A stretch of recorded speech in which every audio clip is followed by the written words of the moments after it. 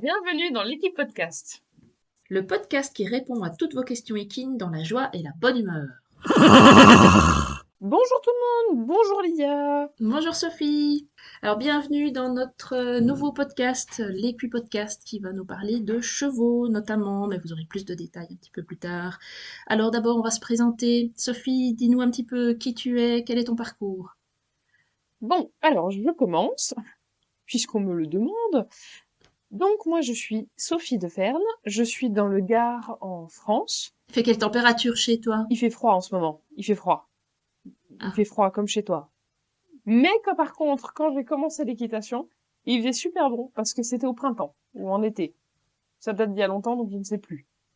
Mais j'ai commencé donc dans les manades avec les taureaux et les petits camargues.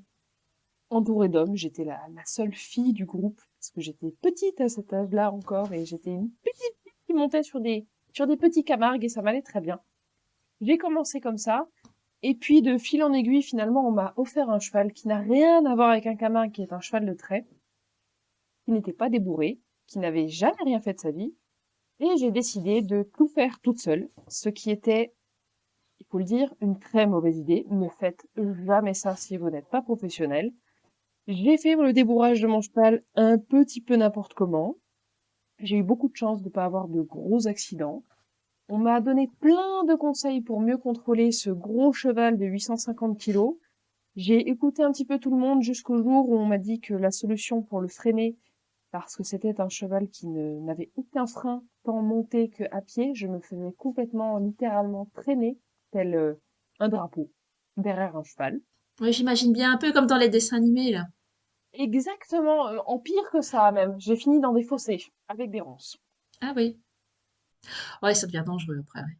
Pour pallier à ce problème, on m'a dit de mettre un gros mors, enfin des morts de plus en plus gros, de plus en plus durs. Et c'est là que je me suis dit non, c'est pas la solution, ce n'est pas ce que je veux, je vais trouver autre chose. Ce que j'ai fait, c'est que j'ai commencé à me former, j'ai fait un premier diplôme de comportementaliste équin. C'était très très bien. Ah, c'est super intéressant ça. C'était super. Malheureusement, c'était pas assez. Ça m'a juste mis l'eau à la Ah oui, bouche. je comprends. Du coup, j'ai voulu continuer. Et là, tu connais la suite du parcours, Lydia, parce que on l'a fait ensemble. Ouais. Nous avons donc fait le BFEEE 1, la formation chez Andy Booth, ensemble. Et actuellement, nous sommes lancés sur le BFEEE 2, toujours chez Andy Booth, toujours ensemble, pour toujours plus apprendre. Et on verra où ça nous mènera, mais c'est absolument magnifique de mieux comprendre son cheval et de ne plus avoir de problèmes au quotidien. Je te laisse la parole, Lydia. Je t'en prie, présente-toi à tout le monde. Alors, bah donc moi je suis Lydia, je suis de Belgique, je suis près de la frontière française, pas loin de Maubeuge. Ça s'entend, c'est de Oui, Belgique. oui, oui, oui, hein, j'ai un petit accent belge, tu vois. Alors, donc moi je monte depuis vraiment très très longtemps. On va même plus dire les années parce que ça fait trop longtemps. J'ai toujours monté en équitation classique. Moi j'ai commencé en poney club, hein, en reprise avec tous les petits poneys. Donc voilà, c'était très gai. On a aussi fait plein de choses. Quand j'y pense maintenant, je me dis oh là là là là, qu'est-ce que c'était dangereux. Mais bon, je me suis bien amusée, c'est le principal. Après, j'ai eu mon cheval il y a une quinzaine d'années, j'ai eu mon premier cheval. J'ai pas spécialement eu de gros problèmes avec lui, mais voilà, je trouvais que la relation, je voulais avoir une relation avec plus de complicité avec lui. Et puis mieux le comprendre, voilà, mieux voir son fonctionnement, ses besoins, un peu tout ça, ce qu'on n'apprend pas vraiment en club malheureusement.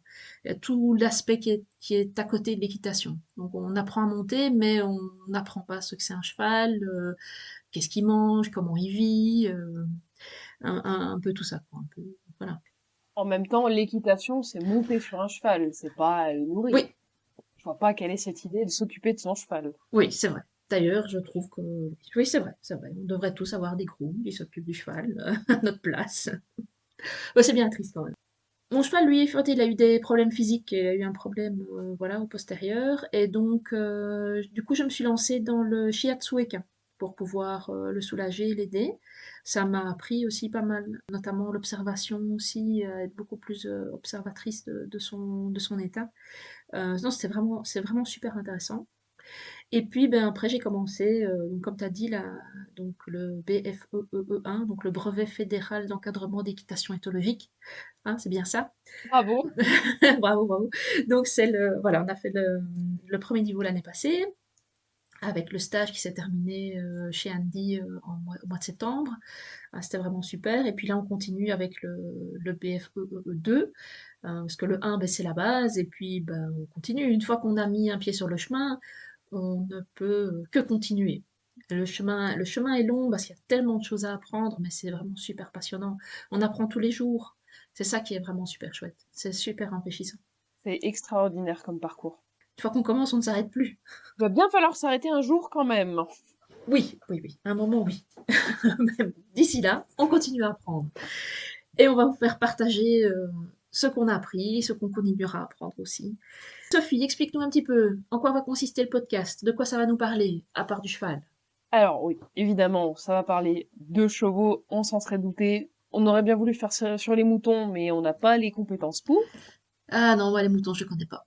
Donc on va parler de chevaux, mais surtout d'éducation, de science aussi, quelque chose qui est très très intéressant, mais vous verrez au fur et à mesure des épisodes, ça va vraiment être hyper enrichissant pour tout le monde, tant pour nous que pour vous. Ah oui, parce que même pour nous, hein, rien que pour préparer les podcasts, on va aussi réviser, revoir des nouvelles choses. Donc même pour nous, ça va être chouette. Complètement, ça va nous faire travailler.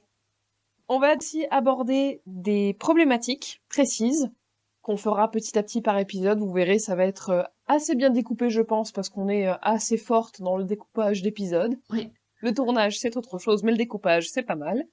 Le but, c'est vraiment de vous expliquer que éduquer votre cheval, c'est mieux que de le rééduquer.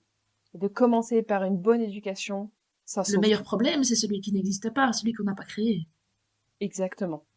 Donc Lydia, je te propose d'expliquer à tout le monde, à tous ceux qui nous écoutent, comment ça va se passer pour ce podcast, les épisodes, les saisons, quand ça va sortir, enfin tout le temps soin.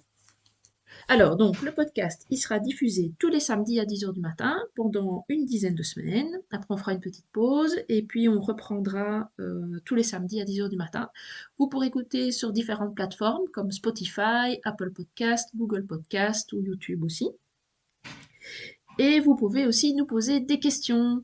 Et les questions, Sophie, où est-ce qu'ils peuvent les poser? Pour répondre à toutes vos questions, vous pouvez nous suivre sur nos réseaux sociaux, Instagram et Facebook, sous notre nom Équipe Podcast. Vous pouvez mettre vos questions sous les posts directement. Nous, on regardera tout ça, on fera une petite sélection pour un épisode spécial où on répondra directement à toutes vos questions en essayant d'être le plus précis et de vous apporter un maximum de réponses et un maximum d'éclairage sur vos problématiques. À vous, directement. Si ça, c'est pas beau, Ouais, c'est beau. C'est beau. C'est très très beau. c'est magnifique. Et le prochain podcast, donc le sujet du prochain podcast, ce sera qu'est-ce que le cheval? Très intéressant Ça, également. c'est une vaste question. Je pense que c'est un grand animal avec 4 pattes et des poils. Beaucoup de poils, surtout pour le moment. Beaucoup de poils. Ça dépend s'ils sont tondus. Tondus ou moins de poils. Oui, tondu, moins de poils. Ne vous inquiétez pas, l'épisode il y aura bien plus qu'une histoire de poils. Vous allez apprendre des choses un peu surprenantes. J'espère. Sauf si vous les connaissez déjà. Ça peut arriver. Au pire, ça vous fera des révisions et c'est jamais de trop. C'est jamais de trop. On se retrouve donc la semaine prochaine, samedi, à 10h. Je dis pas de bêtises. Non, c'est bien ça. Eh ben c'est parfait. Donc à samedi prochain. Surveillez bien vos réseaux sociaux pour être au courant de tout ce qui va se passer. Et à la semaine prochaine. À la semaine prochaine. Allez, bonne semaine. À bientôt.